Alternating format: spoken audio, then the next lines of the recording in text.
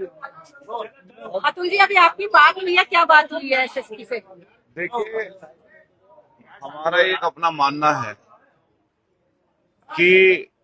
Democracy में, व्यवस्था में जो संवैधानिक मान्यताएं हैं उसका हम सब लोगों को ध्यान रखना चाहिए। ये जो प्रकरण हुआ है इससे कहीं ना कहीं इंसानियत शर्मसार हुई। और कल मैं आपका धन्यवाद करना चाहता हूं सब पत्रकार साथियों का कि आपने सच्चाई को उजागर करने में जो योगदान दिया, वो कहीं ना कहीं जो लोकतंत्र के चौथे स्तंभ के बारे में हम लोग जो अवधारणा आज के समय रखते हैं, उसमें कहीं ना कहीं जो हमारी इच्छा होती, उसको जो आपने कम से कम सच्चाई को उजागर किया, ये काबिल तारीफ। और मैं अपने मेरठ के तमाम साथियों को मैं धन्यवाद, ऑन कैमरा धन्यवाद करना चाहता हूं, क्योंकि उस सच्चाई को आपने देश दुनिया तक पहुंचाया। और इसके साथ साथ जो मैंने कहा, डेमोक्रेसी में संवैधानिक मान्यताएं, उनका पालन किसी भी अधिकारी को करना चाहिए।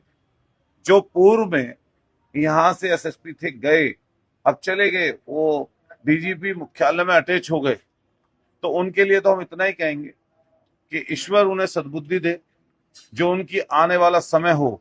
वो कम से कम ऐसी चीजों में ना गुजरे जैसी पीछे विवादित चीजें रही। और दिग्विजय भाटी या दलित नेता जो हमारे मोहित जाटव हैं, जो उनके साथ बर्बरता हुई, वो पूरी देश और दुनिया ने देखी।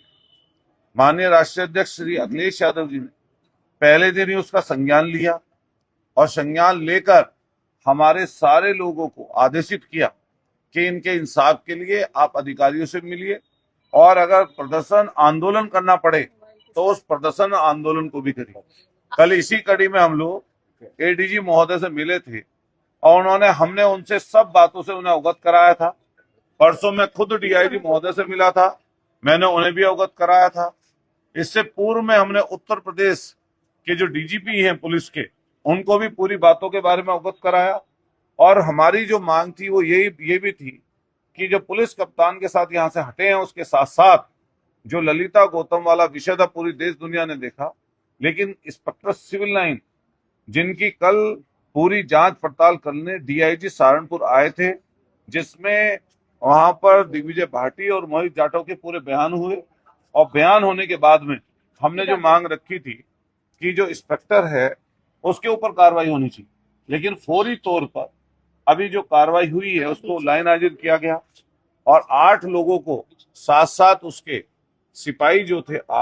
8 लोग हैं टोटल, 2 एक इंस्पेक्टर, एक सब इंस्पेक्टर, बाकी सिपाही कांस्टेबल हैं, उनको लाइन हाजिर किया गया। लेकिन अभी हम लोग ये बात की अपेक्षा, चूंकि नए कप्तान आए और पहले दिन उन्होंने चार्ज लेकर ऑफिस में बैठे हैं, तो हम लोगों का एक कर्तव्य बनता था कि उन्हें सच्चाई से अवगत कराएं।